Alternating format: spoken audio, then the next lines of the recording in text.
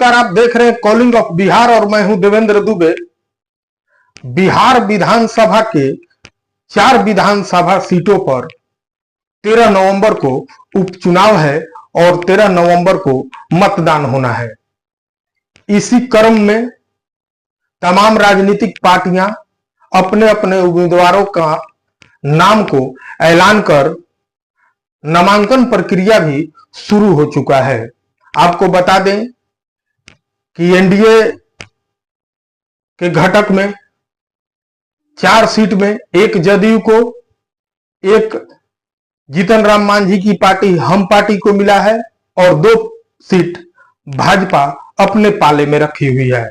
आपको बता दें कि भाजपा के जो सीट मिले हैं उनमें कैमूर के रामगढ़ और भोजपुर के तड़ारी विधानसभा है। तड़ारी विधानसभा से भाजपा के उम्मीदवार चुनाव लड़ रहे हैं और रामगढ़ से भी भाजपा के चुनाव लड़ रहे हैं। गया के 2 सीटों पर उपचुनाव है, उसमें हम पार्टी से जीतन राम मांझी की बहू चुनावी मैदान में है। वहीं गया के बेलागंज की सीट जेडीयू के खाते में गई है और वहां से जेडीयू ने मनोरमा देवी को उम्मीदवार बनाया है। आज मनोरमा देवी का गया में नामांकन समारोह सह आशीर्वाद कार्यक्रम का आयोजन किया गया, जिसमें इस कार्यक्रम में केंद्रीय मंत्री जीतन राम मांझी, डिप्टी सीएम सम्राट चौधरी, डिप्टी सीएम विजय सिन्हा, मंत्री विजय चौधरी, शिक्षा मंत्री सुनील सिंह, मंत्री प्रेम कुमार, उपेंद्र कुशवाहा, मनीष वर्मा और लोजपा के प्रदेश अध्यक्ष राजू सिंह और जेडीयू के प्रदेश अध्यक्ष उमेश कुशवाहा सहित तमाम एनडीए घटक दलों के नेता उपस्थित थे।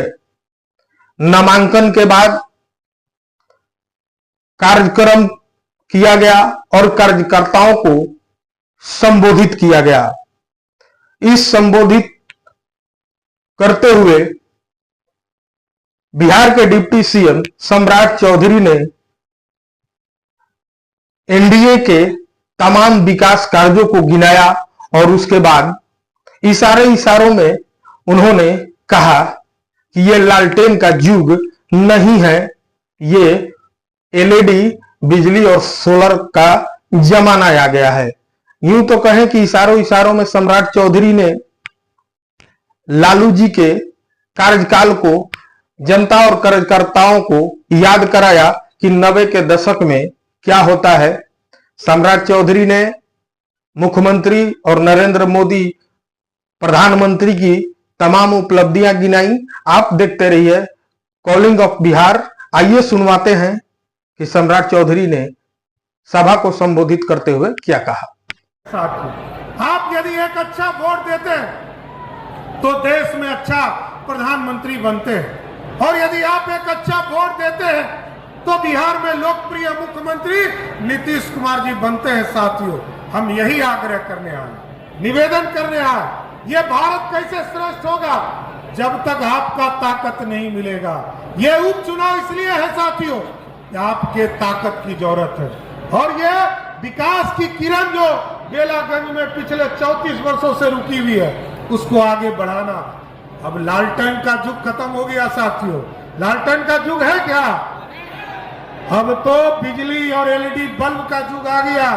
याद कीजिए 2016 में देश के यशस्वी प्रधानमंत्री नरेंद्र मोदी जी ने कहा कि 2016 तक इस देश के गांव-गांव तक बिजली पहुंचाएंगे। आदरणीय मुख्यमंत्री नीतीश कुमार जी ने कहा 2020 के चुनाव के पहले हम घर घर तक बिजली पहुंचाने का काम करेंगे। और इस बार मोदी जी ने कहा है और नीतीश जी ने कहा है कि पहले तो गांव तक बिजली पहुंचाने का काम किया, घर तक बिजली पहुंचाने का काम किया। अब मोदी जी और नीतीश जी को वोट दीजिए, आपके घर में सोलर युक्त बिजली लगाकर बिजली बिल मुक्त करने का काम भारत की सरकार करेगी साथियों। इसलिए साथियों, आज देश में जितने गरीब हैं उसकी चिंता ये तो मोदी जी कर रहे हैं या नीतीश कुमार जी कर रहे हैं। बिहार प्रसाद जी 1990 से लेकर 2005 तक बिहार के मुख्यमंत्री रहे, लेकिन कभी भी रोजगार देने का काम नहीं किया।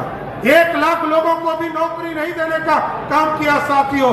लेकिन नीतीश कुमार जी जब 2005 में आए और 2020 तक जब उन्होंने पहले फेज का सरकार चलाया तो 7.5 लाख लोगों को नौकरी दिया।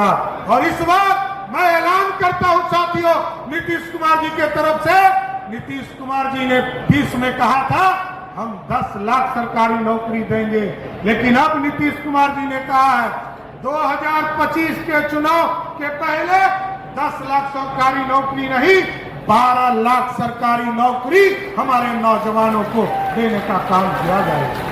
मुख्यमंत्री नीतीश कुमार जी के नेतृत्व में, क्योंकि उत्तर प्रदेश ने भगवान राम को स्थापित करने का काम किया है, हमारे हाथों मां सीता है, हम आपको स्वस्थ करते हैं। 2025 के चुनाव के पहले सीतामढ़ी में भी भव्य सीता मंदिर की स्थापना की शुरुआत करने का काम नीतीश कुमार के नेतृत्व में सरकार करेगी। इसलिए साथियों, बिहार को विकास की ओर ले जाना और बिहार में समृद्धि लाना, बिहार रोजगार की ओर बढ़ाना। अभी देश के यशस्वी प्रधानमंत्री जी ने, अभी मोदी जी ने कहा है बोध गया को इस तरह का कॉरिडोर बनाओ जिस तरह बनारस में महादेव जी का कॉरिडोर बनाने का काम किया गया है, उसी तरह भव्य कॉरिडोर बोध गया और गया में भी विष्णु पद को बनाने का काम किया जाएगा साथियों। इसलिए साथियों, आपके विश्वास की जरूरत है और आपके सहयोग से ही हम बेलागंज के विधानसभा के चुनाव को जीत सकते हैं। लगातार हम लड़ते रहे, कभी जीत नहीं पाए।